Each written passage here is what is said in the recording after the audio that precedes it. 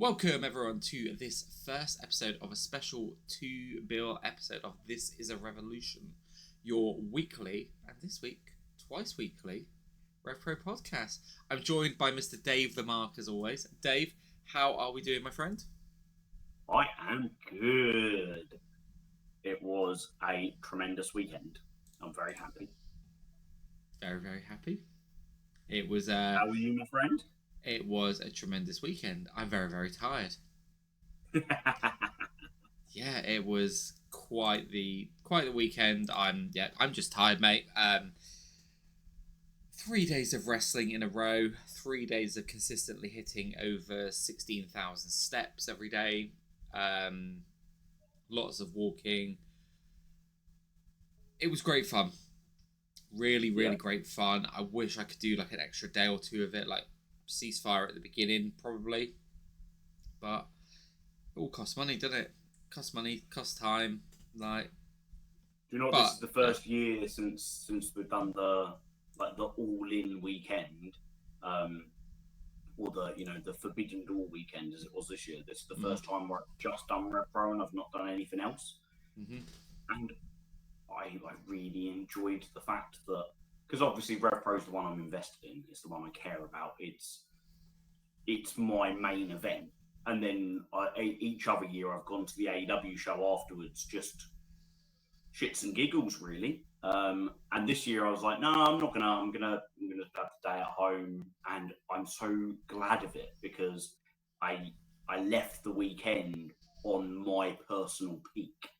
Yeah, and that's ideal for me. So yeah, I've had an extra day of rest. What I will say over the weekend is I worked out that I had more coffee than individual hours of sleep.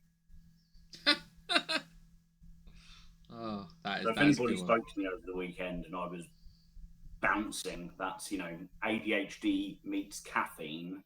It's a happy place, mate. to be. I'm just gonna say, even from our conversations, I could tell that I thought maybe it's the adrenaline and excitement of the weekend, which probably played a part in it as well.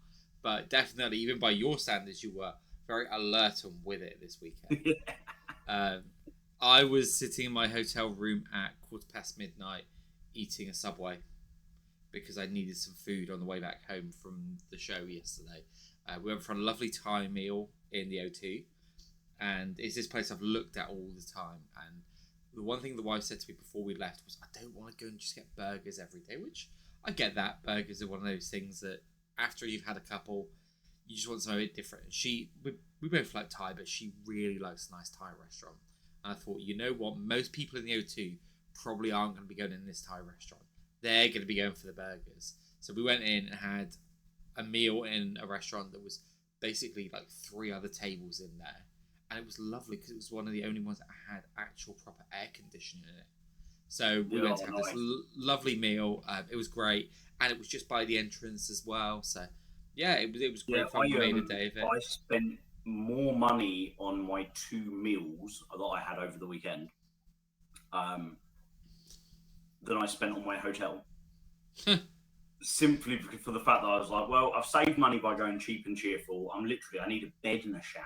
That is all I need from my hotel room. But then I was like, but I'm going to eat, and I'm going to eat well, and I'm going to enjoy it. I can't remember the name of the place. It was like Henlow House or Heslow House or Heston House. But it was absolutely banging. I went there both days. Like really good quality food, and I'll definitely go there again if we go to Crystal Palace.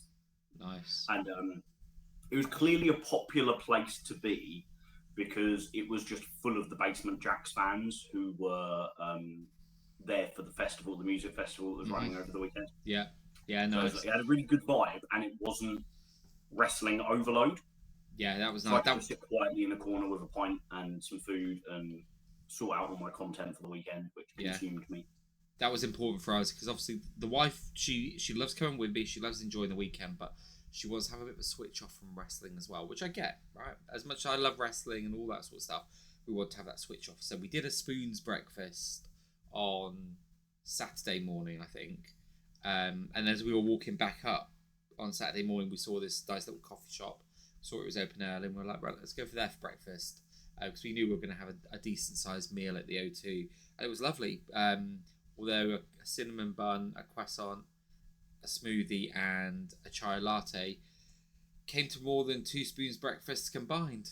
That was a bit like all London prices, but it was good. It was a lovely weekend. Lots of nice food, nice interactions with people. Lots of great people. Got a chance to meet, chat to, all that stuff. Got to meet one of my absolute heroes in Jushin Thunder Liger. Like, that one was so special for me. And I know we'll get on to the show in a moment, but when I was first into wrestling, so obviously I watched a lot of WWE, I fall into a trope, and if I say it, it's tiredness. If I keep saying obviously, I really apologise. But that's a thing that I realise I hate when other people do. They go, obviously. I'm like, why is it obvious? I'm chatting shit. Anyway, get back on track, George. So WWE was what I used to watch. And then I got into a period of discovering message boards and discovering that there was a wider wrestling world out there. And this was the time that Ring of Honor was becoming part of the forefront and all of that was going on. And then this is a thing that if you're a listener of a certain age, you may understand, but there was this thing called broadband internet that was invented. Okay, so it wasn't just the dial-up internet that we used to have, which there's literally a generation of people that might listen to this going, I've no idea what you're on about. But we got this. Or they've heard of it and they think they know it because they know the tone of it. Yeah. But they don't know the pains of having to wait. Yeah. And wait for things to upload and download and appear on your screen. Yeah. So I know you're not the most technically savvy man in the world, Dave. But there's a thing called torrents, right? And torrents allow you, it's a single file that allows you to download a bigger file in chunks, right? So you don't have to have that worry of when you're downloading something and someone picks up the phone and it just cancels everything, right? It just allows you to download chunks. And when we got our first ever broadband, I heard of torrents. I was like, right, I'm going to go check these out. And the first 2 things I ever downloaded was a Best of Dynamite Kid pack. And it was just a pack of matches. It was about 1 gigabyte in size. And a Best of Jushin Thunder Liger matches. And those 2 packs of torrents, even on what was considered high-speed broadband at the time, took 3 weeks to download because of that. I had to wait 3 weeks, like waiting to see what it's all about. Unfathomable today, like that'll probably download in literally 5 minutes, if that. But it opened up my eyes to what wrestling could be, and that's how I started getting involved. Not so much in Japanese strong style, but more junior wrestling, junior cruiserweight style wrestling, which in WWE at the same time was also becoming very popular. With Ring of Honor was also becoming very popular. And a year or 2 later, or was it even around that? No, it was around the same time, was also becoming very popular with TNA. So that really helped me develop into what I really liked as a wrestling fan at the time. So what was really funny was as we got in there, we had to queue for the meet and greets. And they had us all in a queue. And the security guy went, guys, I'm really sorry, we're going to have to switch up the queue. I realised straight away where he was going with it and took myself out of the middle of the queue. Just went and stood in the position where I knew he was going to tell us to go to. Dick move. I know it's a dick move. I could have just turned around with the queue, but I didn't because I needed to get in there. That's thinking ahead. And literally, I was the first one at Liger's table, and I walked over. Everyone else went everywhere else first. And Liger was sitting there, and I was like, is he going to be there in full gimmick? Or is he going to do the suit and a mask? Is he just going to do jogger's t-shirt and the mask? Right, I could imagine it all, because we've seen it all over the years. But he was there in full gimmick, costume, the whole lot. Mate, that was, for me, a special moment. And one that just, I'd never be able to thank Andy Quilden enough, ever, for arranging that. That was what genuinely one of the highlights of the weekend for me, that moment alone. Yeah, I love that, mate. I absolutely love that. I just like a broad stroke kind of comment before we get into the nitty gritty is just when you look at how you could have experienced that weekend, you paid £200 for your meet and greet and £50 for your ticket. Yeah. So, and George and I sat next to each other. So anyone who's seen any of the pictures he's posted online, or any of the videos he's posted online, or any of the photos I've taken, we don't have fancy cameras. We've literally taken them on our phones. That's the view we had. So for 250 quid, you've met 10 wrestlers, including like genuine Hall of Famers. Nine wrestlers, and you've got to see 2 days worth of like truly high-end pro wrestling, like as good a cards as I think you're going to see anywhere in the world, and better than anything else that you can possibly see in Europe.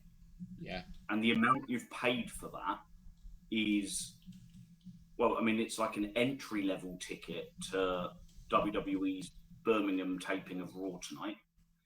It's a poor level floor seat for AEW Dynamite, or AEW's Forbidden Door, and is about the same as what people have been, have paid to go to other British companies. Like, for example, the Pro Wrestling Eve show, their meet and greet was £200, but there was only 5 wrestlers, not 9, and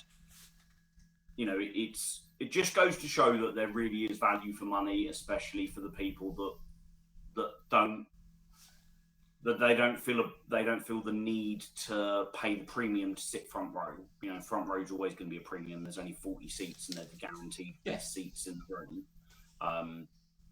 But there's value, and I can't believe that. I can't believe the level of value. When I wasn't responsible for getting our tickets. You did it all, didn't you? So when we got there, I was just sort of like, whatever we've got is whatever we've got. And when we sat down, we were like, geez, they're my seats now for every time RevPro go to Crystal Palace, right? Like, we've got to try and get those exact same seats. Bang in the middle, hard camera directly behind us.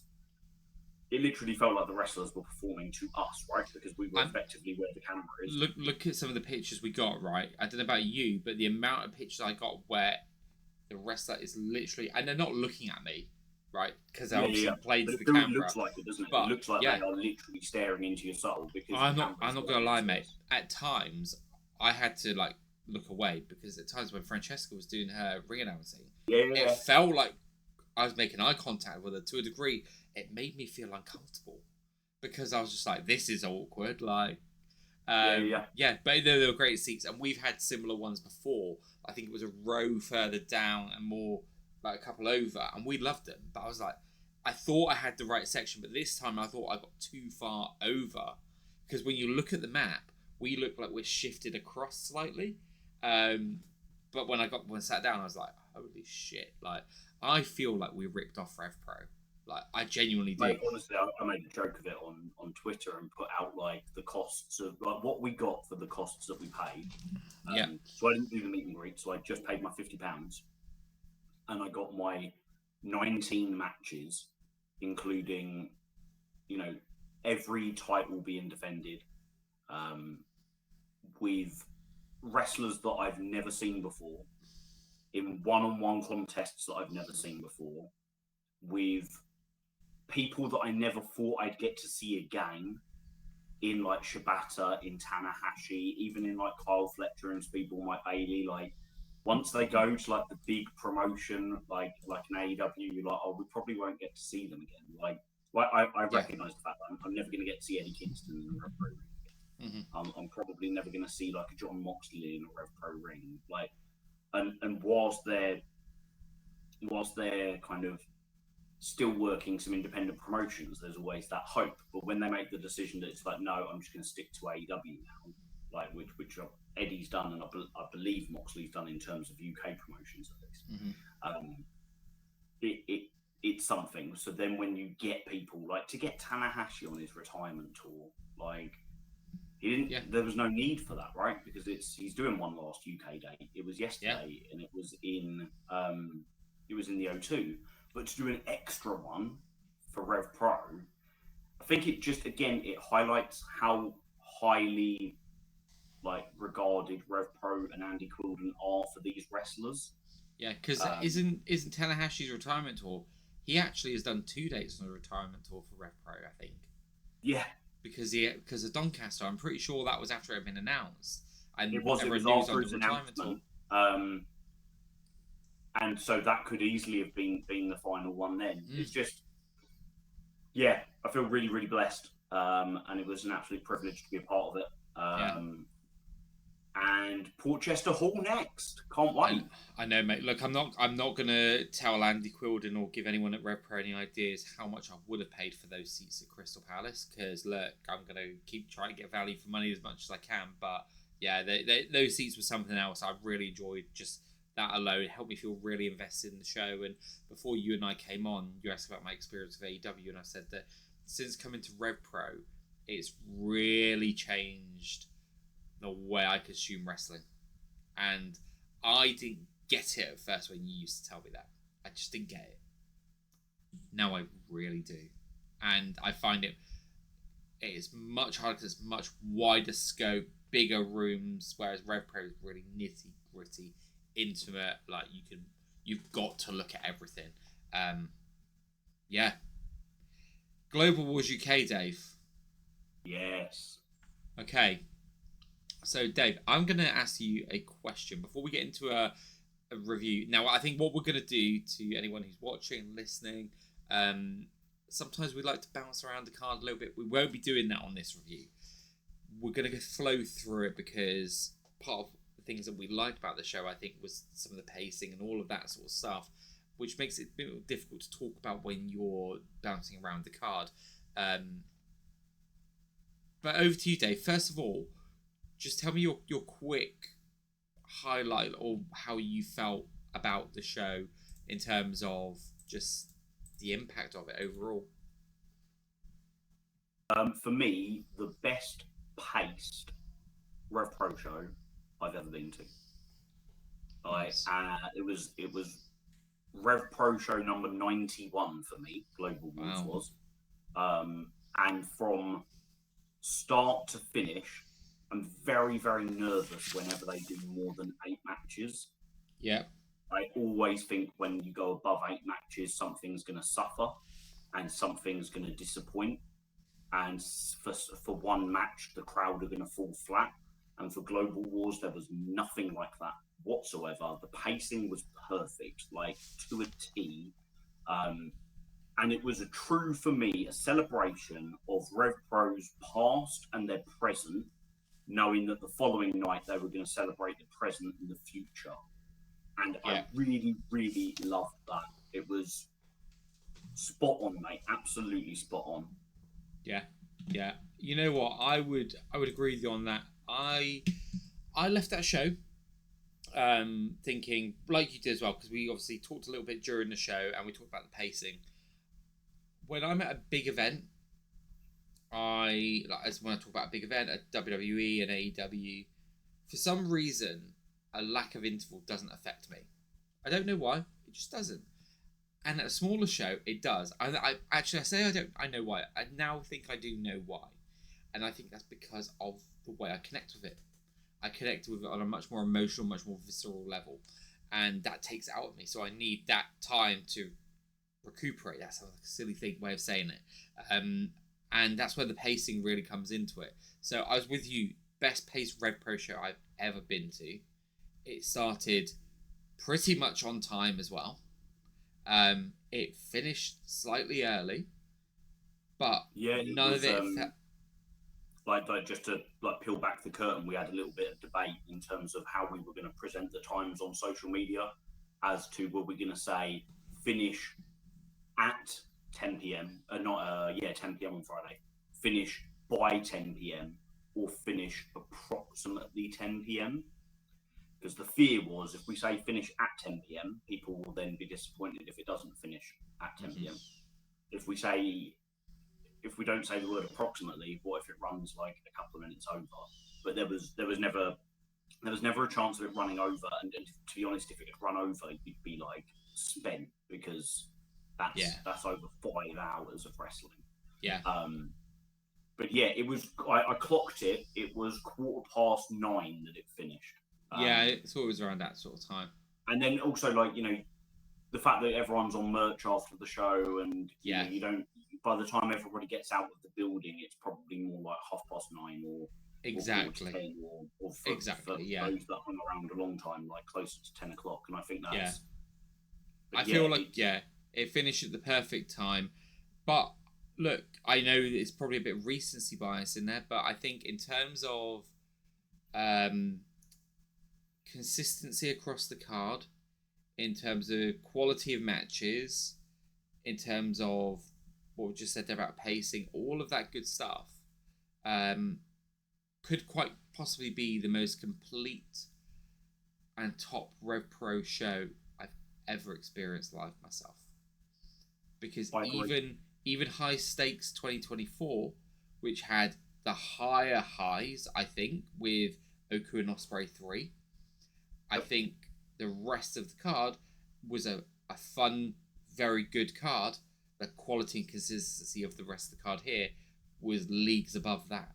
And that was a good card that I didn't feel shortchanged by in any way. And we've spoken before, haven't we, about High Stakes 2024. Everybody seemed to have their moment where they just felt a bit drained. Yes. For me, it was I spoke about it last week, the Trent 7 and Shingo. Yeah. But I didn't feel like that at all, and there's a reason for that. That was strategic. You can tell by the card and the way that they sequenced the matches, because RevPro is a very work rate heavy company. Yeah. Very, very common for matches to be in the 15 to 20 minute time limit, or even like a shorter RevPro match will be 10, 11, 12, 13 minutes. Mm-hmm. It's also a company that does a lot of singles matches. And what I felt like they got absolutely right with Global Wars was you had different styles of matches with different levels of stakes peppered throughout the show. Mm-hmm. There were times when the crowd, and I'll keep referring to this as we go through the card, there were matches designed to bring the crowd up. There were matches designed to bring the crowd down. There were matches designed to slowly recover the crowd from what they'd just seen. Mm-hmm. And that's all so important. And I feel like the Hall of Fame inductees on both nights were perfect, because it was like a little interval that was purposeful. Yeah. And even if, like, I didn't go to the toilet in the interval, I didn't go to the bar, I stayed in my seat the entire time. It was simply a moment for me to just kind of recover a little bit emotionally, mentally, look at something different. It's like an advert in mid show, and it's a completely different emotional experience, isn't it? When you've got the Thunder Liger induction, and then obviously on the Saturday you had the more kind of painful ones, given the circumstances with Kurt and Jayne. So, I there's a formula there, which I feel like they didn't stumble across it. It was strategic, but it's one that can be learned from for future events as well.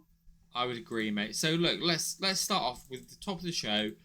We kick things off with Francesco Akira versus Leon Slater. What were your thoughts? Really enjoyed it, mate. It was exactly what it needed to be. It popped the crowd because everybody loves Leon. Like, he is like a megastar at present. Francesco Akira is someone that RevPro fans who go to regular shows and have kind of been there the last few years are very, very fond of, because we've seen him. We've seen him plenty times, and he was like a semi-regular, I'd say, sort of like 4 to 6 appearances a year, like around 2021, 2022. It also didn't outstay its welcome. It achieved everything it needed. It was a good opening exhibition match, which is exactly what it needed to be. Obviously, it's a real shame that poor Francesco broke his wrist or suspected broken wrist. towards the end of the match. But in terms of the fan experience, obviously we hope he recovers and gets well soon. Course, yeah. But from a fan experience, I didn't even realise it. No. They managed to complete the match without it being, without it taking you out of the moment in any way. Yeah. And yeah, it was just the perfect starter. Like it was the starter to your 10-course meal that you were about to devour. Yeah, I agree with you on everything. Yeah. One, like you said, you would not have known there was any suspected injuries there whatsoever. The guys did a great job. I thought this match really, what this highlighted was just how much growth Leon Slater has had. Because I think a year to 18 months ago, this would have been where Leon was. And this was a Leon that, for as great as he is, wasn't even in fourth gear by this, right? And that's not a criticism, right? These guys will be able to go out and have this kind of match. Like I said, set the tone for the weekend. They're there, getting the crowd up. When you're the first match out, you don't have to go fifth gear for everything. And we know that Leon is going to have that big match the following night that will be the fifth gear emotional story driven. So this was just getting out there, getting out in front of the fans. Perfect, everything it needed to be. But that's what I kept getting from this was the growth of Leon Slater. And we speak about it a lot about his age, and I still think he's only just turned 20, hasn't he? Like, because Leon Slater is like a 20-year-old that feels like he's been wrestling for like 10 years, right? That's how long I feel I've known Leon Slater's name. And at one point, Leon was in that bracket where I just took him for granted. I was like, oh, it's another Leon Slater match. It's going to be very good. And he went away for a little bit, and he's come back, and you've just seen the growth from him. So I thought both of these lads did a fantastic job. They got the crowd going, which is what we needed, what we wanted, and it didn't outstay its welcome. I think it clocked in just under 10 minutes. In and out, does what it needs to do. Perfect. I was well happy with it. A couple of points you've made there, mate. Firstly, there's an argument as to whether or not you consider the pre-show match to start the show or the first match that's on the main card to start the show. But last year's anniversary, the first singles match, at least we'll call it, was Connor Mills versus Ethan Allen, which felt like, I don't know how long it actually went, but it felt like it lasted about the same amount of time as Leon and Akira did. It might have gone longer, but it didn't feel like it went longer. It felt like it was a really quick match. And that, for me, is where they got the card right this year, because Akira and Leon hasn't had a build. It doesn't have heat. It's just an awesome exhibition. And for most people there, unless they happened to be in Cardiff 2 years ago, when these guys wrestled each other in RevPro on a Friday night in the tram shed, then this was the first time seeing these lads wrestle each other. Yeah. Whereas last year it was Mills versus Ethan in a match that really heated up. And so therefore it was like probably not the right match to open the card with. Yeah. It should have been saved for later. So like there's it's not just about the pacing of it's not just the amount of time the wrestlers get that goes into the pacing. It's also about the strategic placement of matches. Of course, mate, yeah. Leon's beyond the need for a showcase, right? But if you look at the cards across the 2 days and you look at who got the showcase singles matches, Jay Joshua was showcased to the world this weekend. Yeah. You could say that Connor Mills and Uemura is a showcase of Connor Mills. You could say Uemura and JJ Gao is a showcase of JJ. Leon doesn't need to be showcased. Everybody knows who Leon Slater is. There's nobody in that crowd that doesn't know who that man is. Yeah. And that's why this is a perfect exhibition to begin with in my eyes. Yeah, I thought so. Moving on to the second match on the card was Persephone versus Alexxis Falcon. Persephone was someone that I heard of. So I was aware of her name. I was aware of her being the CMLL representative, right? If there was something going on, Persephone was the name thrown out. she's basically the heir to Stephanie Vicaire, right? Stephanie Vicaire was that woman who was used and everything. And you had the few people that were around her. Now, I was unaware of much about her other than her name. I really like the vibe she gives off. She just has this. She has an aura of two different people. Right? So there's two people she reminded me of in a lot of ways. She felt like she had that toughness that you associate with a Rio. Okay, so that presence. She reminded me a lot of Lizzie Evo in her, and I noticed this more at AEW as well. Like when I thought about it a bit more, but that really broad, large personality that connects with people out in the crowd. Right, she doesn't have to talk a lot. She can just do it with expressions, with mannerisms, and she really reminds me of someone like her who'd be great for TV wrestling. I thought this match was a very good match. I thought, as we talk about it, I thought Persephone definitely grew into the weekend as well. But I'm not, what do I say, surprised? I was just unaware of how good she actually was. I thought it was the best Alexxis Falcon match that I've seen in RevPro. I thought it was a very fun match, and the way that they ended it was a good way to kind of get around probably the politics of who's going to win and all of that sort of stuff on one of these bigger shows that made sense in a way that led into stories as well. Yeah, the finish was a perfect way of being able to include Zoe Lucas and Amira Blair, wasn't it? Mm-hmm. Which was really nice to get additional people, even if they're not on the card, but to get them part of the whole experience. Again, we talk about how one match flowed into another.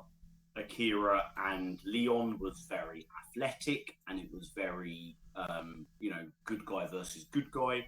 Whereas here we've got a clear bad guy and a clear good guy, and we've got a completely different dynamic because Alexxis Falcon is trying to be the ultimate shithouse and do everything that she can to avoid actually having to wrestle Persephone.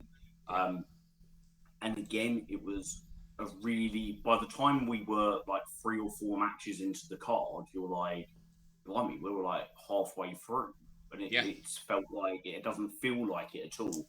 There's nothing worse than being like, oh my God, we still got 5 more matches to go. Like, I'm starting to get tired. I'm starting to get hungry. I'm starting to need a wee. These are all the things that take you out of the experience. What I really like about Persephone, because I'd never seen her before, so for me, it's then a case of, can you get across to me, someone that doesn't know you in the slightest, who you are, what you're about, what I'm meant to take away from you? She walked to the ring with a swagger. She did. Like a Liam Gallagher bowl down to the ring.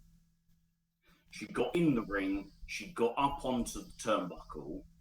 She's then got, she's obviously very, very confident as a performer, because she didn't rush the look up at the crowd. It was a slow, drawn out, arching of the back, lifting the head up, and then she looked around, and it felt like she made eye contact with 1,500 people in the building. Do you know what I mean? Every single person. And it seems like such a small detail, but that tells you that this person has got that confidence. Mm-hmm. It's the sort of thing that you see a lot in WWE developmental, where they've got the confidence of who they are as a person before they can actually wrestle in the ring. So she's got that. Now she needs to show us, can she actually go in the ring? And absolutely. That was really clear quite quickly, I felt. But like you said, she really grew into the weekend. So her match with Alexxis Falcon was perfect, because Alexxis was constantly stopping her from wrestling. Mm-hmm. But when she did get to wrestle, it was impressive. But then her match the following night with Emersyn Jayne, which we'll talk about on the next pod, was a really, really good showcase of just how good she is, the level that she's at. So it just felt for me like a perfect bit of business. I'm now going away from it thinking, ooh, when can we get Persephone back? I'm the same, mate. Yeah. I hope she's at that show. Now, if I see her on a poster for a CMLL show, I'm more inclined to be like, oh, I'm going to try and check that match out afterwards. Like, Yeah. and that's exactly what Global Wars is all about, right? It's 100%, celebrating yeah. RevPro, but it's also putting a spotlight on other companies that RevPro are aligned with. And that's the thing, when I'm looking at these other shows going, I'd love to get into this. One of the harder things about it is knowing nobody, right? That was the thing I found with AW when it first started. I didn't know a lot of the people, but I knew some. And it's like, okay, well, how do I work out all of this navigation? And when you start to become familiar with people, you go, right, well, I can just dip in here. I dip in there. Much like the same way people are doing it with RevPro because of Mercedes. We're going out and doing the other thing. I loved it. I mean, the woman is 24 years old, right? She's so young. Absolute madness. But she is so assured as a performer. And look, she's out there competing for CMLL, Arena Mexico, all those kind of crowds. These are the ones that people like Michael Oku were going, right, we finally made it. Zoe Lucas, Amira, Robbie X. Like, just to put that in perspective, like Arena Mexico on an average Friday night has the same number of fans in it as the O2 had last night. You know, that's her bread and butter crowd to perform in front of. Yeah. And a hot crowd as well, because it's Lucha Libre in Mexico City. Yeah, absolutely. It's got the avid Mexican crowd, plus all the tourists who are going to see Mexican wrestling for the first time ever because it's part of the culture. Yeah, that's still a bucket list item for me, is to go to Arena Mexico and just go and watch CMLL it event. Absolutely amazes me that my brother-in-law's been, because when he went to Mexico, he was like, "Oh, I went to like just some random wrestling when I was there." I said, "Oh, like, did you?" He said, "Yeah, I brought home the show poster." And he gave me the show poster, and it was Arena Mexico, and it's got Mystico on it, Atlantis Jr., and all these people. I'm like, dude, like, you don't know what you've been to. Deal. And he even said to me, he said, "Oh yeah, I bought your mask back as a memento," and he gave me an Atlantis Jr. mask. Oh, lovely, like, mate. Dude, you have no idea the level of this. Like, he's just thinking he's been to some random little show, picked up some random wrestler's mask for me. Oh, bless him. That's I'm amazing. Educating. Oh, love it, mate. Love it. Right. Well, in terms of education, we had 2 wrestling teachers in GYV going up against their students, Young Guns, Undisputed British Tag Team match. So obviously we got here by the matches of the Great British Tag League. We had the match in Wolverhampton, and that was one we discussed and said this was one that didn't feel like it kind of got the gear needed to get us to where we want to be. It felt like we were holding something back, and I'd go as far as to say I was a little disappointed with their match at SummerSlam. And that's, I'll caveat it by saying because I had such high expectations. Yeah, same. I would agree with you. You then put the pieces together and be like, okay, they're going to wrestle again. That's why it was the match that it was. Yeah. But yeah, they hit it for this one for me. So look, if I'm being hypercritical of this, and there was 2 matches of the night, and I think we spoke about this, and I know one will both feel the same one, which we'll get to a little bit later. This one felt like it should have started in a higher gear than it did because of what came before it. But when they found that gear, and they found it pretty early on. This match went on for 22 minutes, nearly 23 minutes. Like, we had a nicely drawn out match here. We had time to get into it. I just thought this was going to be a high gear, get in, kind of how in my preview I said don't expect this match to go long. No, I was expecting something more aligned to the CPF at Revolution Rumble, kind of high gear into it. I was surprised that we didn't get that kind of big entrance from Young Guns as well. So when they just came straight down to the ring, it was like, oh, here we go. They're just getting straight into it. But you know what? There's I really like that. Yeah. It wasn't what I was expecting, but one of the undercurrent stories the whole time has been Ethan Allen is not satisfied with where Young Guns are. Yeah. Even though they're the champions, he is still frustrated. He's still disappointed that they keep slipping on banana skins. He wants them to be the most dominant tag team. I'm sure Luke Jacobs does as well, but it's Ethan that's always saying it, which I quite like, because for Ethan, this is everything. Yeah. For Luke, there's a potential storyline, if they want to go that way, where this isn't the be-all and end-all for him, because he's experienced undisputed British heavyweight gold, which in the grand scheme of things is higher up on the totem pole. Mm-hmm. So it's like, it kind of feels like it's the Young Gun's story, but it's more Ethan's story by a notch than it is Luke's. So no, they don't get the big grand entrance because they don't deserve it, because they've got to this match by losing. Yeah. In Ethan's eyes, not in Andy Quildan's eyes. Yeah. And then they march themselves down to the ring because they are ready for this match. But they didn't rush into the actual physical contest. They worked slower. They worked more methodically. They worked with more thought and process. And they worked with their heads, not their hearts. Mm-hmm. And they won the match. Yeah. Whereas at Summer Sizzler, it's Ethan said afterwards, like, it's almost like they lost themselves in the match because it meant so much to them fighting their mentors. Yeah. And I really like that. And it's, this could be a classic case of me picking up stuff that's not there to justify how I felt about it. But actually, like, I feel like this was there for us. It did take time to get into that gear. And there was a part of me that was a little bit worried because I thought, oh no, the next match is going to suffer from it. Mm-hmm. But when we get to what the next match was, there's again a perfect bit of pacing because it was never going to suffer for it. Yeah. So really glad, really enjoyed it. There was more jeopardy than I thought there'd be because I went into it thinking Young Guns are going to win.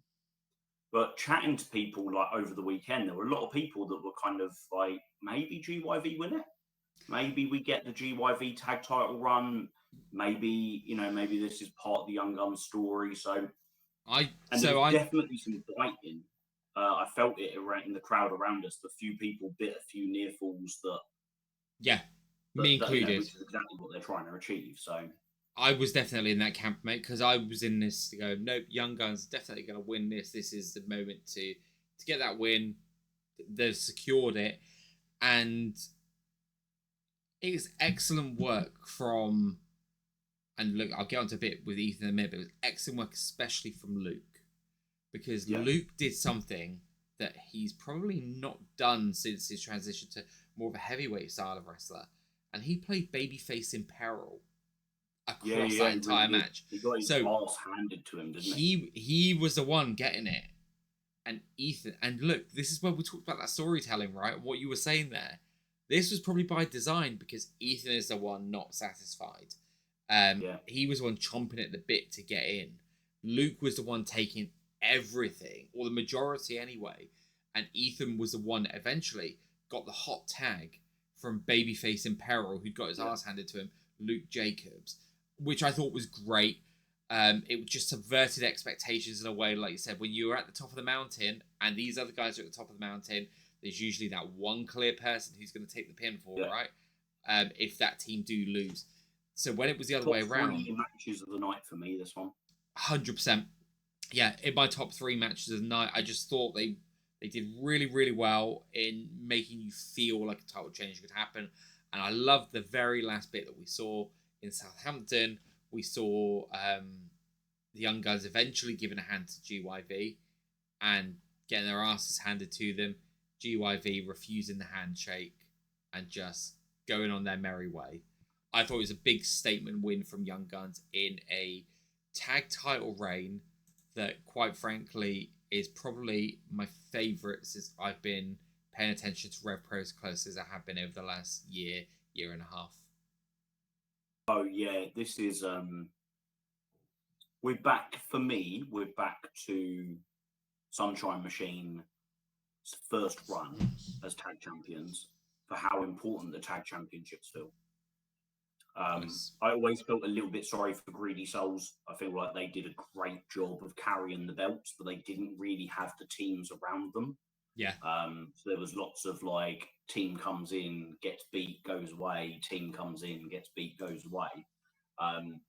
And since then, it's just been a lots of kind of big moment wins, but then not necessarily the run to back it up. This feels like the belts are a big, big deal, and I'm all here for that. Talking about a big deal, Dave, we had a legend, absolute legend next. How much of Blue Panther were you aware of before? Very, very little, mate. I'll be completely honest. I'm never going to pretend to be an expert on stuff I'm not. Same. I knew the name, and I knew that he was a very, old wrestler, calling a spade a spade. I didn't realise how old he was. For those that don't know, his first wrestling match was in 1980. And I would say that at least maybe 70% of the people in the crowd yesterday were not born when he had his first wrestling match. You know, Andy Quilden wasn't born when he had his first wrestling match. I wasn't born, and I'm old as shit. So, and then I know it's Mexican tradition, isn't it? Like, you literally wrestle till your wheels fall off. And they do it in such a way where I remember being blown away last year by Ultimo Guerrero, and I'm hoping we get to see him again this year for Fantastic Mania, because these guys can go at an age where you wouldn't expect them to be able to. And again, Blue Panther, I was really surprised. I wasn't surprised, but I was really pleased to see just how good he still is. Yeah. It didn't feel like you were watching someone where it's a bit like, maybe they need to stop now. The knees have gone, the legs have gone. It didn't look like that at all. And it was great for Ridgeway. So glad that they managed to get him in the card. 100%. He said himself this week that his injury, he recovered from the injury quicker than he had expected. Yeah. That the first couple of weeks were horrendous, but once he then had the rehab and the support from the physios, he benefited from the fact that he looks after himself really, really well on a weekly basis. So he came back quicker. So you've got to think this one was never planned well in advance. No. And, we just watched about 23 minutes of high drama, intense wrestling. And we were about to watch a match which was designed to have that same effect. So this was perfect. This brought the crowd back down after the intensity, but kept the atmosphere because it was fun. That's it. Yeah. Ridgeway, look, it's no secret how much we've said how big fans we've become of him since his arrival in RevPro last year. And then obviously he has had a really good run up to the British J Cup. And we predicted other things for him this year, but obviously injuries have played a part in that. And look, plans change, and maybe the plan didn't go the way they were originally going to plan for him. But what an endorsement, right? We talk about people who get statement matches, right? We've got the Ishii match.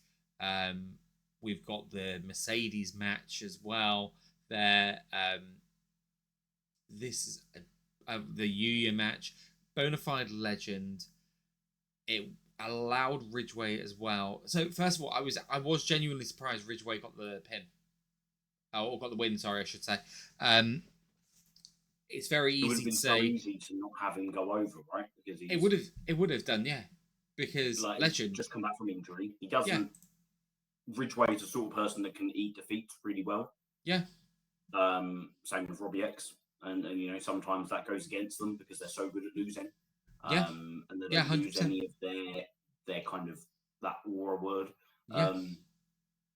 But yeah, really pleased that he did, because now immediately I'm thinking he's going straight back after Nino. Yeah, same.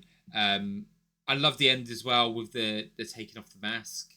I thought that was to me that was a genuinely shocking moment. However, from what I've read on Twitter, I know he doesn't wear his mask when he wrestles in Mexico. I've heard, and RevPro had permission for him to wear the mask. Yeah, but still, the idea of somebody taking the mask off mid-match or post-match seems shocking to me. Yeah. It's like if you're wearing it, you wear it the whole time. Mm-hmm. Yeah. The crowd were blown away, weren't they, by it? Because there was obviously a lot of people that don't know the story. Yeah. And then also people that just like us that weren't expecting it. 100%. What really got me at the end, I won't lie, right? And again, this is testament to RevPro as well, right? Knowing that AEW's in town, knowing that Blue Panther's biggest fan, Bryan Danielson, I was like, Ridgeway's shithousery at the end, and the way he was very slowly eking his way out, I'm like, could this happen? Could Ridgeway get chased off by, because obviously Panther was very high on the CCC as well, and I was like, obviously it didn't happen, didn't actually expect it to happen, but on a night where surprises could happen, and surprises did happen, I just wondered, I was like, hey, is this something we could have happen? Just one of those things again that shows the growth of RevPro, that we're saying, I'm talking about that could happen. I'm talking about dropping the name of Blue Panther, Mercedes, Tomohiro Ishii. It's fucking mental, mate. Rolling into the next one then, there's me name dropping, and Yuya Uemura. So, much like you said, you're not going to claim to be an expert on things that you don't know a lot about. I'm the same here with Yuya. This was a name that I've seen a lot on Twitter from a lot of different people. So I have different kind of feeds come up for people, right? So I have the group of people who will talk about things, and sometimes there's a bit of hyperbole about things. And I've got my group of, I trust these people's opinion on this subject matter. And when I saw them all getting really excited about this, I was like, this guy is going to be good. And then I think I made that point on Twitter, and everyone was like, he's like this, he's like that. I ended up going and subscribing to New Japan World purely to go and watch one or two of his matches, because I wanted to see what it was all about before getting to this match with Mills. Really, really liked the lad. He's got tons of charisma. In fact, he reminds me of blonde hair Sonada, and there's just this cool factor about him, right? He's got the hair, he's got the look, he's a very good looking man, charismatic. He's got the smile, he's got all of this. Then he just goes in there and works his opponent down. You said to me, Ricky Steamboat, right? And I can absolutely see that style. And people were like, he's not exactly like Connor Mills, but will mesh really well with him. And I was like, okay.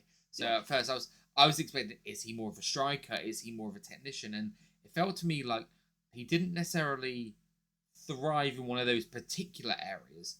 He was just a very good all-rounder in its all of it, but just has the presentation, the charisma, and even the entrance to go with it. Like, all of this culminated in what felt like a really great methodical match with Mills. I just love watching all the things like the wrist control and stuff like that he was doing. And yeah, another statement match for Mills. I think I expected Mills to win here. But that's for me. That's because I don't watch the New Japan product, so I don't know how he's portrayed. Like, for context for others as well, people have to remember that when working with other promotions, RevPro don't get the say on who goes over and who doesn't. Yeah, of course. All they get the say on is, okay, if we're working with Yuya Uemura, who we really want to work with, but New Japan, he's a big deal in New Japan. He's someone who was genuinely a G1 contender. So we have to have him go over somebody. Yeah. You could then have the argument of, okay, don't book him against Mills, book him against somebody else. But at the same time, you want to showcase someone like Connor Mills. So it then becomes a case of, can Mills get over in defeat? We can't control the fact that Mills is going to lose the match, but we can control the fact, Mills can control the fact that he can have a really good match and come away losing. And at the end of the day, RevPro obviously knew that Mills was coming away from the weekend a winner. Yeah. So having him lose on the Friday doesn't hurt him. Who would you have if you were I know Mills has got some real hardcore fans out there. So if you didn't want Mills to lose this match, who would you have Uemura face instead?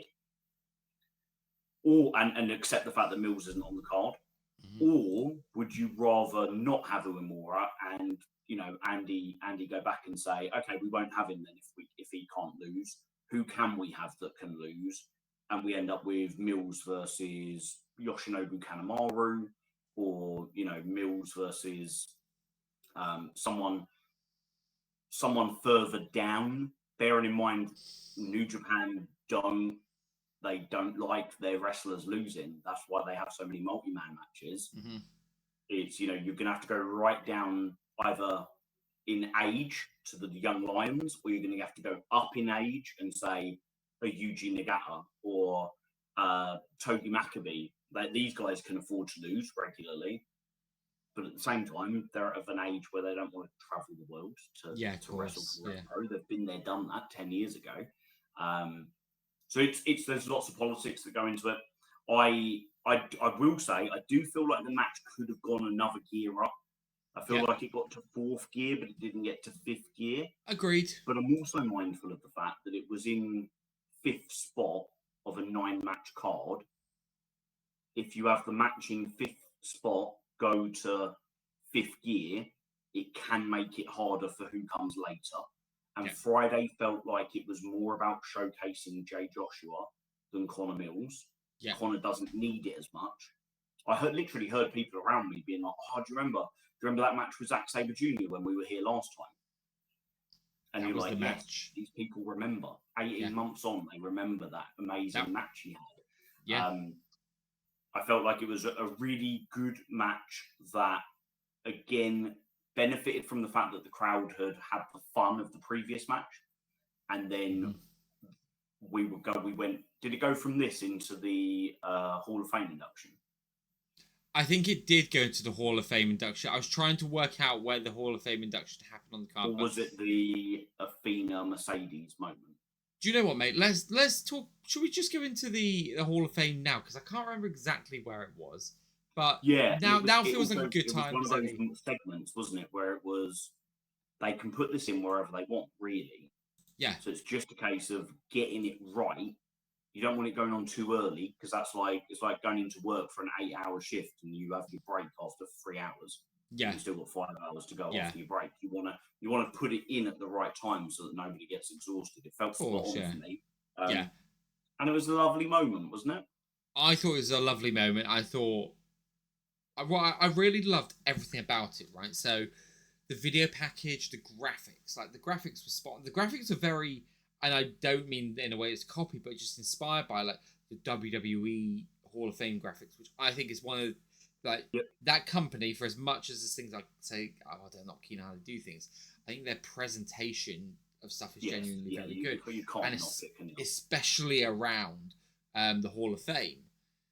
So I loved it. There was obviously an inspiration there of how it looked, and it looked very regal, very good. And then you had the big moment where Andy came out, and Andy Quilden looking trim, fresh dude. I think the whole everything that Andy did within that was banging. Yeah, like his speech on the video that we watched was immaculate. And this is a guy who I know, he says it publicly, he's a firm believer in one take. Everything gets done in one take, otherwise you end up, 1, wasting time, and 2, constantly you're in your head too much. I thought what he said was brilliant. The quality of the production, the volume, it was just crisply done. Everything was so good. Well done to your likes of Isaac Murray, who would have been working away backstage on that. And then he looked tremendous. He's such an underrated live talker. Yeah. You forget that he used to do re-announcing. So the way that he gave the legendary Jushin Thunder Liger gave me goosebumps. Just gonna say, he did not look or sound like a guy who's probably been stressed the fuck out trying to organise two of the biggest cards of the calendar right up to just days before, like with obviously things that need to come out. So yeah, fair play to him. I mean, yeah. To again, peel back the curtain slightly. Andy and I had a conversation on the day of the show at 5 a.m. So that's when his day started. Well, I say that's when his day started. That's when my day started. He'd already been up and getting ready to leave, because when I spoke to him at 5 a.m., he was just about to leave Portsmouth to get to London. With Crazy. This is the man who literally drives the ring to the show. Yeah. Like, it's I won't go on my rant about how people have such high expectations of RevPro and forget that it is, in the grand scheme of things, a very small company. Yeah, it's just it is. Yeah, what it achieves for such a small company makes you think that it's a big company. That's it, right? Like that for another day. No, but you know what? I think I'll agree with you on that, because it wasn't until I went to Southampton very early one day and I was like, Andy's driving the van. Like, that just seemed weird to me. Like, I know the ring's got to get there. I know someone's got to take it there, but I just had this vision of someone else would do that bit. And that was when it clicked for me. It's like, do you know what, right? The guy takes a lot of flack, a lot of pelters for stuff. What he achieved over this weekend won't be talked highly enough about, in terms of what he's done. And obviously, it's not just him. Very few people know the true extent of how much went into it. Yeah. In the sense that he spoke publicly that it was going to be 10 matches each night. We only got 9 matches on Friday, so that tells you that something had to change. Mm-hmm. And there are matches, and what I love about it is it's not like there were matches which, if you could only know what match they were going to do, and instead we got this. It was the other way around. It's like Andy made sure that we got the best possible card, even if it meant that they couldn't announce things early. Yeah. Do you know what I mean? Like if the conversation is, okay, well, we're going to let you use Brian Cage. And it's like, okay, so we could have Brian Cage versus Leon Slater, and I can announce that now. Or I can go back and be like, oh, how about this person instead? Okay, not this person, you can have this person. How about this person? And it's just that back and forth. And that's not a conversation that happens over the phone. That's like emails back and forth over a period of days. Yeah, of course, yeah. Where you're waiting for somebody to reply to you. Obviously, in the grand scheme of things, like AEW are RevPro, communicating with RevPro is not their highest priority when they've got their own Forbidden Door show to run. Exactly, yeah. And even if, and I know there will be people that will turn around and be like, yeah, but some of the matches they announced could have been announced earlier. But the matches that could have been announced earlier because of storyline were announced earlier.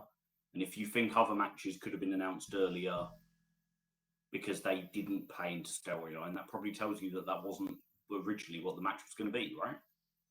Yeah, I mean, we know from having our conversation, and I think this card vindicated itself for me. There's some issues I have with night 2, not massive issues, but where I still think the not announcing earlier and did impact for me a bit. But this one, like you said, banger matches. The matches we got were just like top level. Like, I cannot complain about this card whatsoever. Like, I'm just so happy with everything. This is like the most positive podcast I think we'll ever do. Yeah. So are we? Did Mercedes, Blaze, and Athena happen next, or did Mercedes, Mone, and Emersyn, Jayne? No. So actually, I just want to go back to the Jushin Thunder Liger. Sorry, mate. Please promo. Purely because I thought everything about it was amazing, right? In terms of how they set it all up. Did not see Ricky Knight coming out. Yes, of course, mate. Yes, I don't know. Yeah, don't know why I didn't expect it, because I was like, surely RKJ has got to be used. But as we're getting into the card, I just completely forget about him. Okay, I'd forgotten all about him. I will talk more about this on the next pod as well, and probably more so. I've been extremely critical of Ricky Knight Jr. in the sense that there was, I think I said last time, High Stakes 2024 was the last time I felt that I consistently enjoyed him. purely based on his output. Okay, there's no external factors for anyone that might think that. Purely based on what he does as a character, how he's booked as well, his promos, all of that sort of stuff. I felt that he was just a mixed bag of stuff. Since winning this title, I felt that he's been locked in on a singular way of dealing with things. And when I'm talking about the stuff that he said in the 229, I'm talking about what he did in Southampton. I'm talking about his interview with Dave Bradshaw, right? All of these things show a real in Sheffield as well, not to forget. Yeah. Really hyper focused on this character and a really consistent output. I'm gonna make a claim tonight that Ricky Knight Jr. will go down as one of the unsung heroes of this weekend. 100% so. And I thought what they did here was great, because I know some people will go, "Oh, we should have interrupted Liger." Like, I didn't think anything got taken away from Liger's ceremony. Yeah, but I think, of course, he's going to interrupt Liger.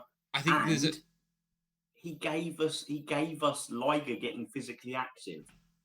That's it, right? Like, I think there's a bit of that. And he showed his ass for it as well. I was literally going to say word for word what you just said there. Showed his ass. He didn't have to do that in the position he was in and the character he's trying to portray. Did all of that, looked menacing. When he came out, we were all like, "Oh shit," because we were expecting bad things to happen. We knew obviously it was to get us hyped for the following night and give that moment of Sean coming out, getting the crowd reaction, get one more bit of heat on it. I thought it was a really well done segment. I thought everyone played that part really well. And a version of expectation as well, right? Because, it's kind of wrestling lore a little bit, isn't it? That he who holds up the belt before the big title match doesn't leave with the belt. Mm. And in this segment, it was Shah holding up the belt. So that would have, I'm sure there were lots of people that would be sitting there being like, "Oh, WWE, years of watching WWE tells me that means Shah's not winning tomorrow." 100%. That was a conversation that was had in our section. 100%. That was a conversation. But yeah, I just thought that was good. I felt really deserves to be called out. But to answer your question from a few moments ago, my friend, next was Mercedes Mone versus Emersyn Jayne. I thought that came first because it really surprised people, didn't it? I think a lot of people thought it was going to main event. Yeah. Or if not main event, go on as the semi-main event. Semi-main, that's the phrase I'm looking for. Yeah. Yeah. No, mate. This match was fucking fantastic. Okay. My match of the night. I think this was my match of the night as well. Look, I said last time on the podcast about how much I think Mercedes gets looked down on for loads of weird reasons. I've said on the last pod how Emersyn Jayne is just fucking fantastic and how these two could steal the show. And I think they did. And they stole the show on a show that had some really great moments on it as well. Some really great moments, really great matches, really big stuff happening. In the moment, I turned around to you and said, in ring, this for me felt at least on par with her match with Kanji. Okay, and I said to you, it just didn't feel as big a moment, and that's nothing that Emersyn could do with that. Right? No, it couldn't, because I don't think we had the level of jeopardy as to who would win this match that we had with Kanji. 100%. And look, at the Kanji match, my Fitbit literally had me in heart rate burning extra calories because I was in exercise zone, right?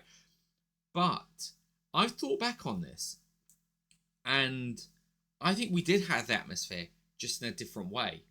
Because while we didn't have the jeopardy, that crowd was very, very, very pro Mercedes at the beginning. Yes. And by the end, there was very loud Emersyn Jayne chants. Yeah. So whether that was a huge number of fans on Saturday. And Friday and Saturday, sorry. We hear the phrase victory and defeat a lot, right? People gaining defeat. I don't think anyone gained this weekend as much over the course of 2 nights in defeat as much as Emersyn Jayne did. She got to go out there on a world stage, because RevPro is a world stage when she's facing Mercedes Mone. She went out on a world stage. I I go on Twitter, I see a lot of the like online wrestling sphere journalists talking about Emersyn Jayne and going, "Oh, I wasn't familiar with Emersyn Jayne. Now I am." And one last metric I'll use actually on this, and look, the match itself. First of all, before I get onto the metric, the match itself was just everything you expect from them. Hard hitting, technical wrestling, lots of great counters, lots of some high flying stuff, and they're just everything. The Mone greatest hits met with the grit, the determination, and everything that Emersyn brings, violence, snaps, all of that good stuff, just done to a really high level. That when I'm talking about someone who, at that point, it was to that day, 10 years before, changed women's wrestling, how it's perceived in America, in North America, with her match against Bayley. This, for me, would be a match that was on that level. But if you don't have that match happening 10 years ago, do you have a match happening like this now? No. In Western wrestling. And look, there's obviously Joshi wrestling will have had a huge impact as well on people like Mercedes to have got us here. But yeah, it's just so great. And the metric I was going to use actually was one that I know we're not necessarily too keen on sometimes, is cage match ratings. Okay? But I thought it was really interesting. When I look at the Kanji match, that has, like, they've both got hundreds of votes, sorry. This one's got 64 votes, the other one's got around 100 votes. They're practically neck and neck. The Emersyn and Mercedes one is literally ahead by 0.02%. 8.62% to 8.60 for Mercedes and Kanji. Nice. Which also shows that there are people who are recognizing just how great this was. 18 people rated it a 10, 22 people rated it a 9. Like, Emersyn Jayne has won in defeat here. Yeah, absolutely. It's an interesting one because we were sat next to each other, but we had somebody in between us, Will Warner from Southampton. And during this match, Will turned to me and said, "Are you all right?" And I was like, yeah, I'm just like really focused on it. And I realised when he said that I wasn't smiling at all. I was literally just sort of like sitting there kind of staring into what probably looked like I was staring into space, but I was staring at what was happening. And then he said, "Are you not enjoying it?" And I was like, "No, the opposite. I'm trying to work out why I'm enjoying it so much. What is it specifically about this contest that has got me glued to it?" And as the match evolved, I started to work out what it was that had me so invested in it. Obviously, wrestling is a cooperative performance. It has to be a cooperative performance for them to not get hurt and for it to be as athletic as it is and to tell the story that they're trying to tell. There are matches which are not cooperative because something's gone terribly wrong, and you know, that's the worst examples of wrestling when two wrestlers have decided they're not going to work together, and you can normally tell because it's absolute, it falls apart. Yeah, this felt completely uncooperative. Yes, I know what you mean. Completely like deliberate way. Yeah, it didn't have that fluid, like, oh, I'm waiting here till you do the spot. Yeah. Not one moment felt like that. And there were a couple of moments where things weren't quite executed as perfectly and crisply as they probably intended, but it added to that feeling of, because it felt like, like Emersyn hasn't let Mercedes hit that move as cleanly as it's supposed to be, because she's physically trying to get out of it, as you would in a fight, whether it is a fight on the street or whether it's a fight in a sporting contest. Yeah. It was magical for me because these types of matches where it feels so uncooperative, unplanned, unchoreographed, they can only happen when you have got two top-level wrestlers. And normally it only happens when you've got two top-level wrestlers who have wrestled together dozens of times, and therefore they can read each other's motions perfectly. So to think this is the first time these two women have ever met, and then the first time they've ever competed against each other, it really tells me how good Emersyn Jayne is. I said it before, I was aware of her reputation. I watched her first match and thought it was a really good match, but she was wrestling Kanji, and everybody has a good match with Kanji. I could have a good match with Kanji. Yeah, it really, really is. Like literally, I can reel off names of wrestlers where I can say their best match is their match with Kanji. Yeah. So then you start to see her have, I think she's on 4 or 5 RevPro matches in the last couple of months now. And this was like absolute confirmation for me that she's not just a really good wrestler, but she's one of the top wrestlers in Britain. You know, of the I don't know how many women I've seen live in RevPro now, but it must be 50 plus. That's some achievement.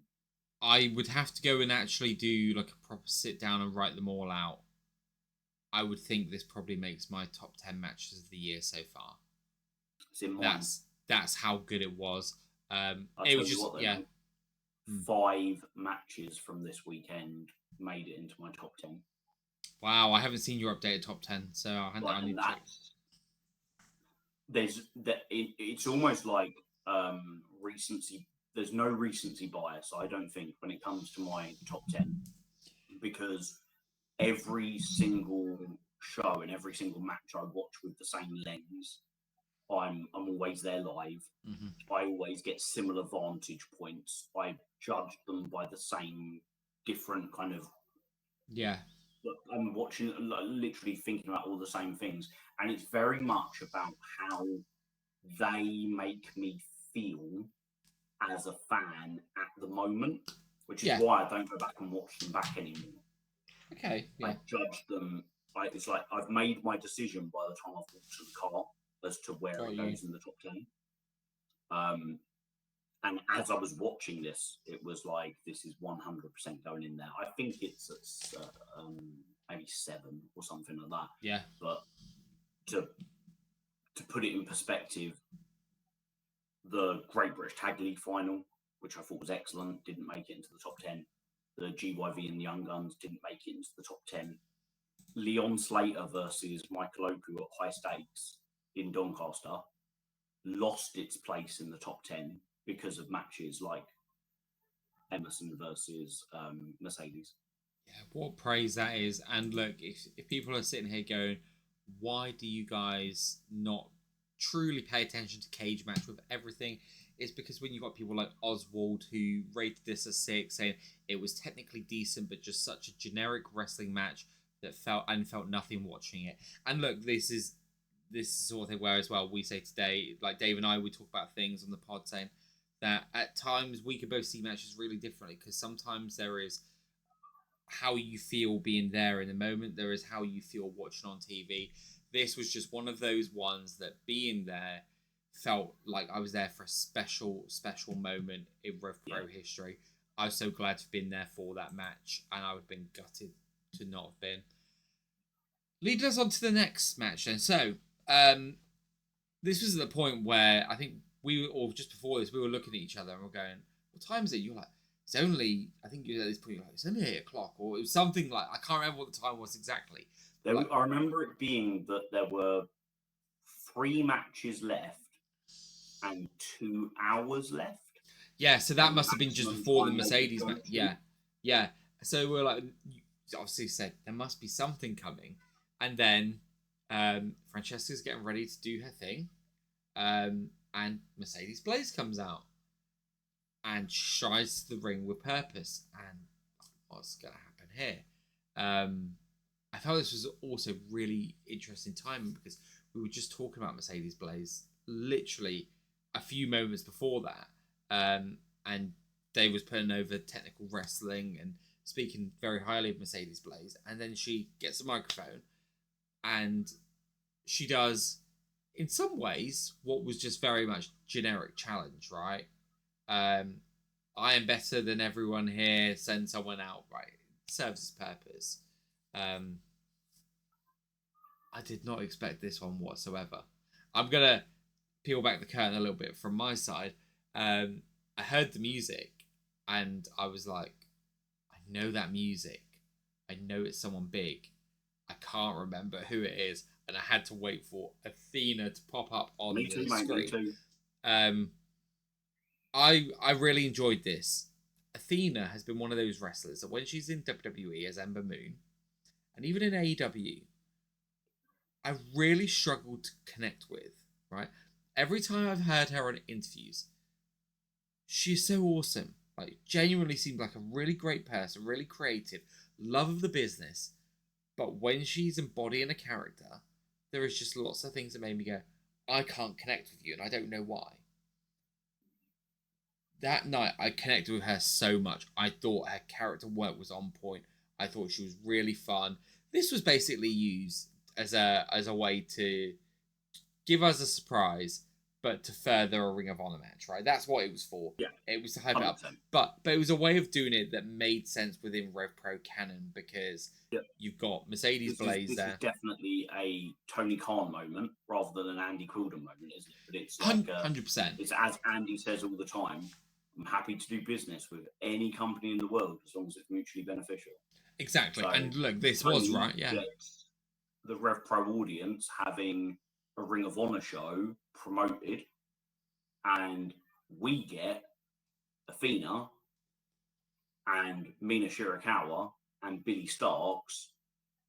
Like, yeah, perfect. Yeah. And I suspect that when we do the RevPro 13 show, there will naturally be some comparison between the Sunshine Machine crew surprise and the Athena Mercedes surprise. Mm-hmm. This for me was by far the better surprise. Yes. In the sense that it was short. It gave us someone that we've never seen before. It was above what you would probably be hoping for. So it's like, okay, Mercedes is kind of come out. Who's going to challenge? Like, to get the Ring of Honor Forever Champion, like, that you can't get much bigger there, can you? Like, and Athena is like, she is like hot property in wrestling. Like, probably the last year to 18 months. And her promo, like, afterwards was maybe like that could have been a bit shorter and a bit more concise.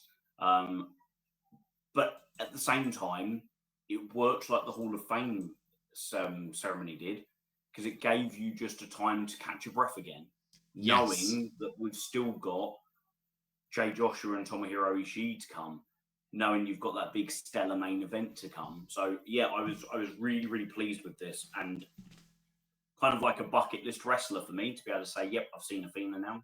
Yeah, and look, the match itself was only 3.5 minutes. So I didn't mind the promo because, like you said... And how good is Mercedes, again, showing her ass and just being embarrassed? Like, that's a skill in itself.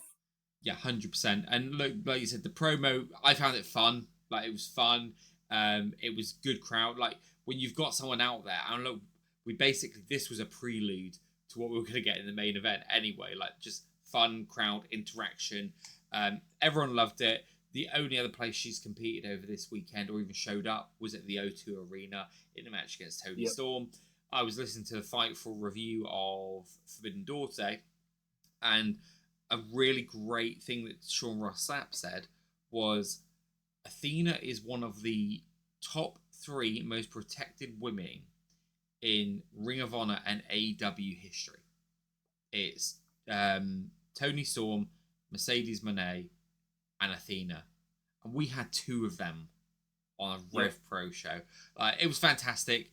If I'm gonna level any like criticisms, just to say balanced and fair, the only thing that I would say is it felt like it didn't really make much sense that someone from the Cutthroat Collective didn't have backup from the rest of her group at any point, and that basically Mina was running in to do a save on Mercedes when this isn't someone just being embarrassed. This was someone who has been running roughshod over that women's division, right?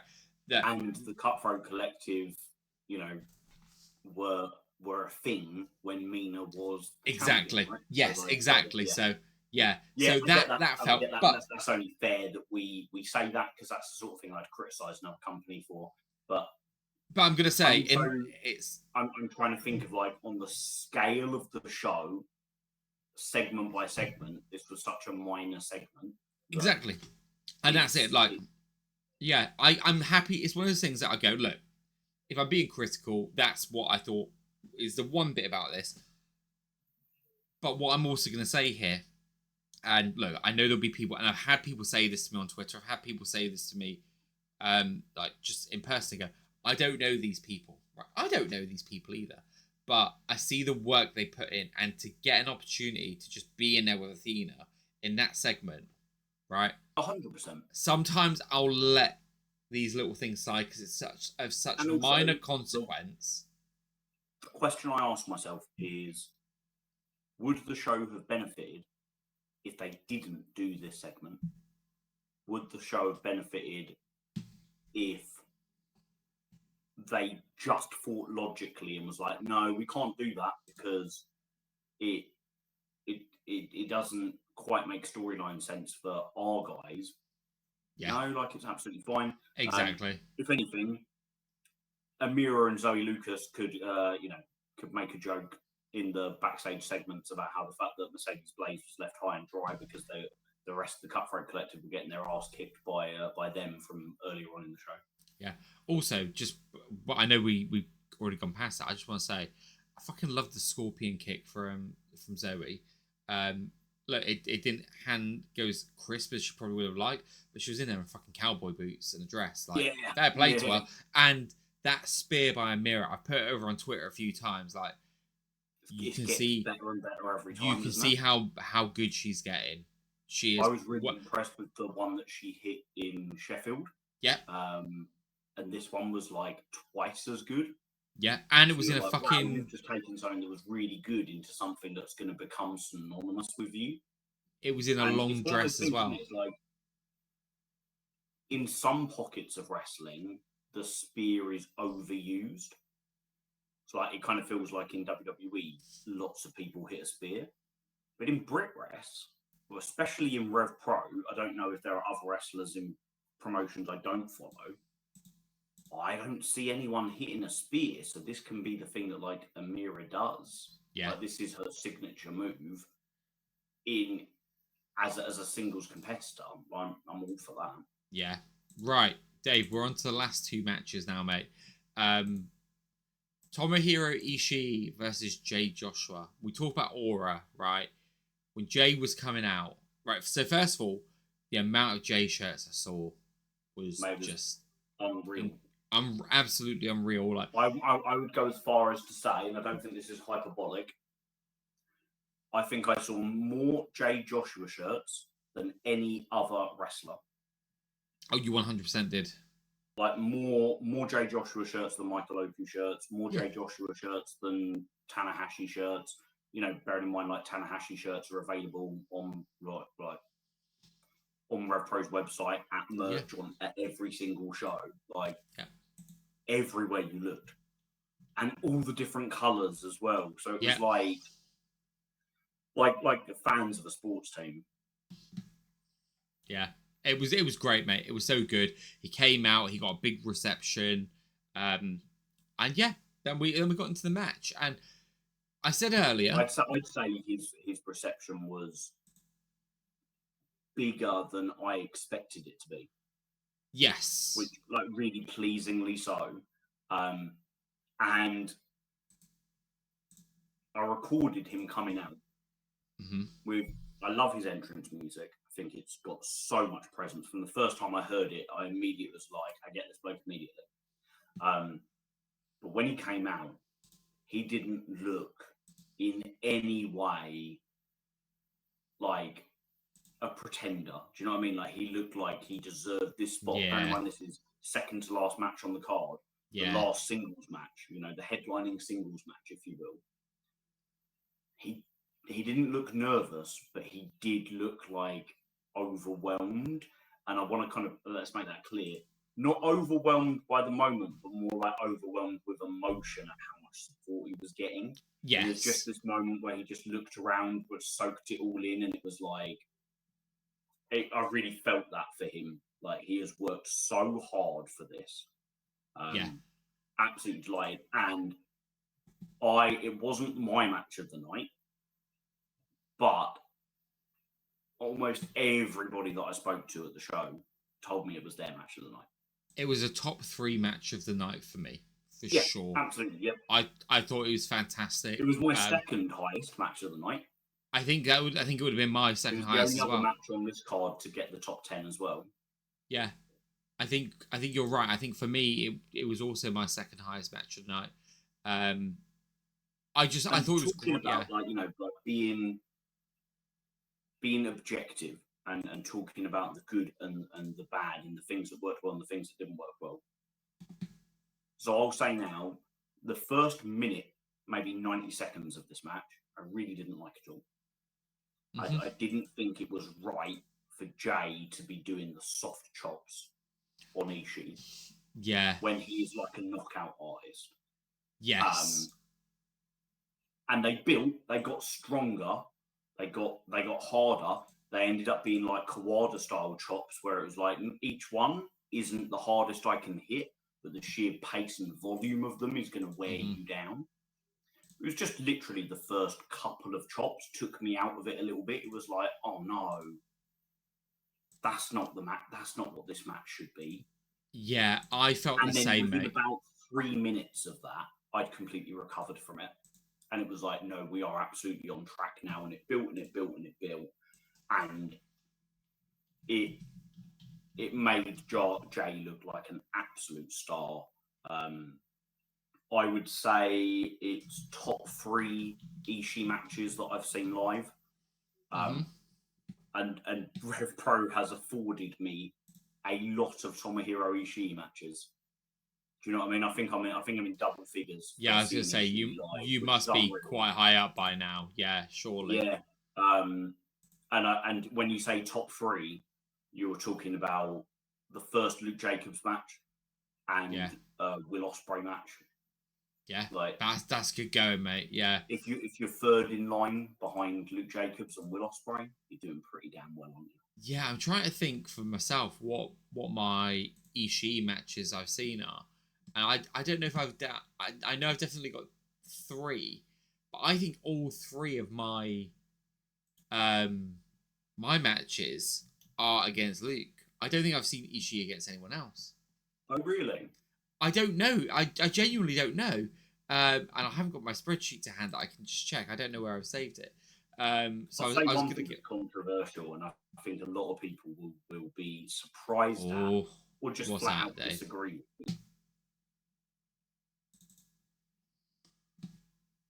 No, we can't. Yeah.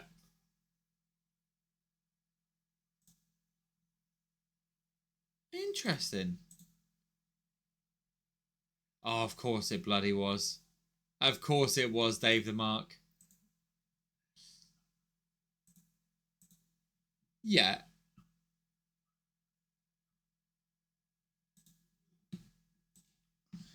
Yeah, because that...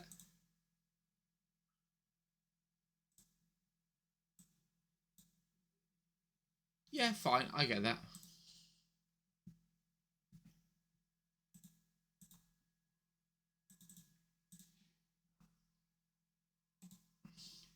Yes.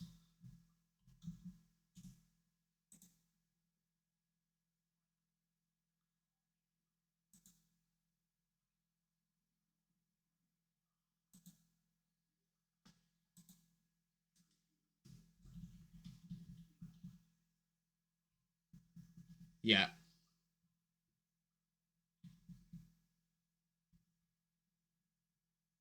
Yeah. Yeah. I get that feeling. Yeah. I mean, look, I had the same criticism as you, or the same point as you, I should say, maybe at the beginning, where I was like, Okay. It's not getting into the gear I thought it might. I thought what we were going to get very quickly at the beginning was soft chops that lead into Jay just walloping, and it didn't. And I was like, oh, this has the potential to not be what we thought we were going to get. And that's, again, nothing wrong with that, because you...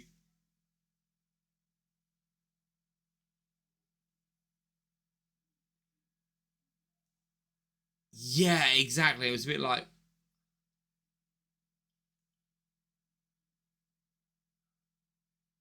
Yeah. Yeah. It was... Let me get that loaded again. 13 minutes. Yeah. 13.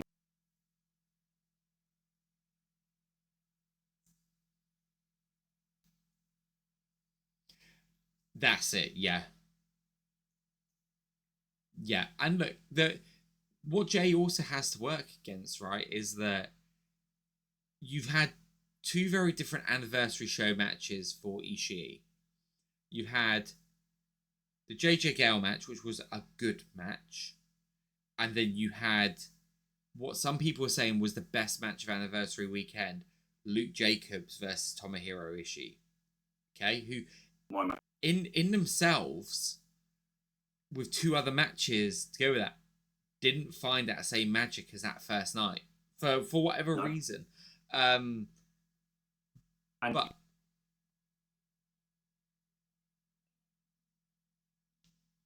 exactly, yeah, and when you're talking about a guy like an opponent, Jay is more similar in style, stature to Luke than he is to JJ, and you kind of go, right, well, that's the ceiling that we could have. And like you said, it's 2 years difference there. But I felt like it built into it really, really, really well and left us with a great match. I really can't wait to go back and watch that one. 100%. And look, I said this, I was like, if there was a way of doing it, and I know Andy would have done it, I think if there was a way of doing it, it would have been so great if Jay could have picked up the win, because that would have been a way to differentiate himself from Michael, from Luke, from all those people considered at the top of the card, because he's done something that no one else has been able to do in RevPro if he'd won and pick up an initial win. But yep. Of course he would, yeah. And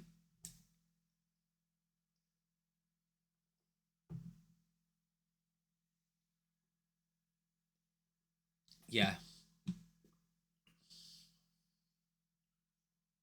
he is, mate. Yeah, I've mm-hmm.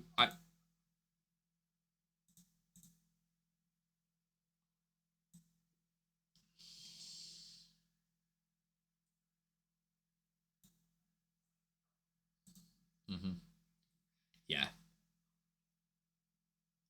he massively did.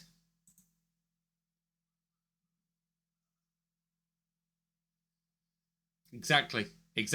Yeah.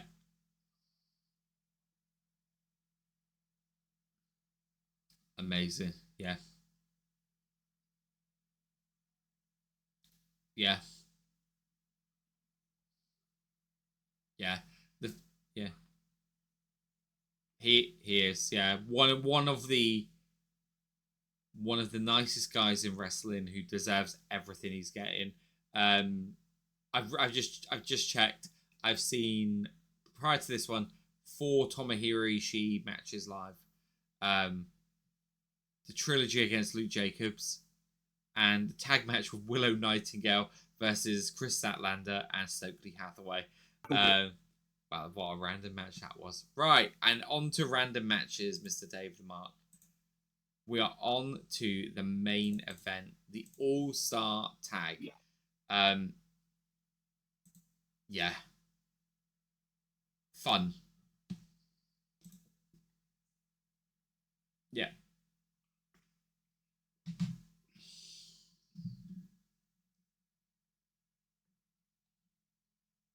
Mm-hmm.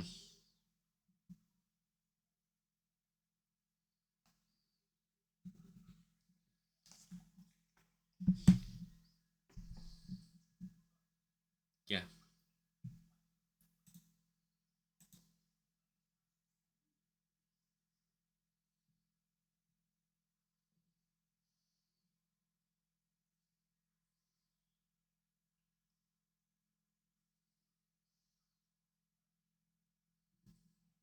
Mm-hmm.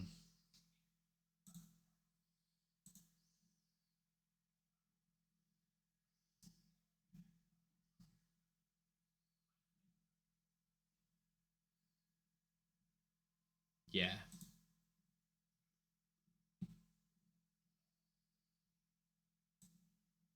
No idea how long it was. Not a clue. It just felt like it. I wouldn't be surprised if you told me it was. Yeah, I think it hour. was like 22 minutes. Yeah. Yeah. It was just, yeah. There were moments in the match that I hadn't anticipated. Like that Shibata and Tanahashi moment in the middle of the ring. Mm-hmm. That's gonna live with me forever. That is. Like just the still image of them like their hands together just was lovely. Kyle Fletcher. First show I ever went to where I saw Kyle Fletcher, it was like this guy is like cool and athletic and young and talented. Like he could do well in wrestling. That was my thought. Yeah. Now he comes out and it's like it's Shawn Michaels. Like Yeah. hottest thing in the world. I think he got the biggest pop of the night. I think he got a louder reaction than anybody else when He did, mate. Yeah. And he looked like he was having so much fun. He did, right? He looked like it was like a night off of work for him and just a party with old friends. And that made me so happy. Lovely to see Speedball. Like, it's been 3 years since we've seen him in RevPro, so that was lovely. Cowboy Way, obviously, of like a people that have really kind of the RevPro fans have warmed to. Zazaya, Robbie X getting to like Robbie X being in that match is massive for me in the sense that you look at how far he's come in the last 12 months, maybe 18 months, and he is now CMLL's Robbie X, New Japan's Robbie X, AEW's Robbie X. Like, he's just the world is getting to see what we see on a weekly basis, whether it's 100%. Sheffield or Southampton or London or something else. Yeah. It's it's really, really special. Oku looked like he was on the same level of star. He did. Not just to the RevPro fans, but to everybody. It's just special. Really, really special, mate. Yeah, I'm with you on some of that because look, when I went back to some of the older days when I was going to RevPro, like I missed out on bits. Like I had a bit where I was going sort of somewhere between 2018 to 2019, that kind of area, and then came back in like properly fully 2023. So I had that little period in between those couple of years, but like before that, I had a couple of Aussie Open matches. An Aussie Open match in Southampton, so I got to see Carl Fletcher and Mark Davis against Josh Bodum and Charles Samuels. I got to see them do singles matches against Young Guns. Like they were just fun matches that when you look back on and go, these are really cool. Like I was there when them and Will did the beat down on Michael Oku at the end of their first match, all in Southampton, and then you go and see what this guy's gone on to achieve since then, right? Carl Fletcher, and he's back, and it feels like this is the guy. He's part of everything, but it also feels like he's transcended right into this. Like you said, comparing him to a Shawn Michaels in terms of like just star power, like people will be looking at, oh my god, this guy is like amazing, but we've seen him grow throughout this system, right? Like incredible. Obviously, like his gear was quite Shawn Michaels inspired with the glasses and the trousers and the big cut, like the bold colours. Yeah, but it weren't cosplay. No. Like it was homage. Yes, absolutely. he left the Aussie Arrow and he's come back the Proto Star. Like, completely different person. I loved the moments, like you said, with Shibata and Tanahashi. I loved everyone just sitting down, doing the cross-legged pose. Oh, man, I loved Uemura getting involved in it. I also said on Twitter, I don't need to ever understand what true happiness is, because I got to see Uemura's reaction when Tanahashi came out. Like, I imagine top 2 happiest moments in Uemura's life. Number 2, Michael Oku proposing. Number 1, Tanahashi's entrance at Global Wars UK. It was just, it was all the inevitable RevPro wedding. Yes, exactly. In Southampton, as is tradition. Sorry, this turned into a Riot Cabaret podcast, and that's not shade before anyone thinks it is. Just very different. Everyone loves a wrestling wedding. Exactly. I just couldn't imagine Andy Quildan put one on. But hey, no, God no, mate. God no, it goes against everything that I look for in wrestling, and I think the reason I love RevPro so much is because I see wrestling very similarly to how Andy does, being 2 men of a similar age who grew up pretty much simultaneously watching wrestling the same way. Yeah, maybe if he gets me some free cake, I'll take the free cake. But there was all these sorts of bits were really great. I loved that everyone got that moment, their chant. And look, I saw people on Twitter saying Tom Shire didn't get one. Yes, he fucking did, because our section got Tom Shire chant, whether or not it was as loud as everyone else's. There were little pockets all around, but he also played up to it really nicely, didn't he? By he did, Yeah, and it was all fun. You know what the biggest surprise was for me? It was who took the pin. I wasn't expecting Manders. And that was a nice little thing as well, because I think we all expected Tom Shire to take the pin, because respectfully, the level of people in the match and what Manders has achieved in RevPro. So the fact that Manders was one taking the pin as well just meant expectations were subverted a little bit, and it allowed to keep a little bit of jeopardy in, because we all probably worked out that Tanahashi was going to be the one getting the pin. So for it to be on someone we weren't expecting. I bet Manders absolutely loves the fact that he got pinned by Tanahashi. Oh, I reckon so. I wouldn't be surprised if he requested it and went, like, give it to me, Andy. Like, because it's almost like that match was like non-canon. Yes, and but do you know what I mean? Yeah. Like, it's no storyline comes out of that match where you're like, oh, so now we're going to get this and this. You know, normally when RevPro do big multi-man matches, it's to take us in a new direction for certain people, bring people together that have got a rivalry going. There was none of that. It was just, here is a celebration of everything we've done for the last 13 years. It wasn't even like your one that you had at the end of the AW show, where that was pure visceral hatred and violence. This was just, like you said, a celebration of RevPro. It was fun. Everyone loved it. Everyone had the moment. It's like there were 10 baby faces. Well, 9 baby faces and Robbie X. Well, yeah, exactly. Robbie X, you said to me earlier, is like, go tell Michael Oku he's... and I can't remember exactly what it was. I remember what it was. What was it? Motherfucker. That was it. I was going to say, I can't remember what it was. And I thought, it's not the word you're thinking of. But yeah, that was it. I never did get to tell Michael Oku that. I forgot when I had the chance. Sorry, Robbie. Probably best you did. Yeah, exactly. But I would have said Robbie X said. Robbie X said. Yeah. But no, it was just fantastic, Dave. I loved it all, mate. And do you know where everybody can watch this show, mate? RevProOnDemand.com. RevPro On Demand. RevProOnDemand.com. iOS, Android, Fire Stick. £7.40 a month. Cancel any time. Shill. Oh. Well, Dave, that's all we've got time for. There's a boy in the background. Love it. He's made his podcast debut. Oh, he looks so happy. He looks so happy. Well, Dave, that's all we've got. That's all we have time for. I'm Dave the Mark. I've got the mini Mark, the lesser spotted Mark, the wife of the Mark. That one there, that's boy. Come on, boy.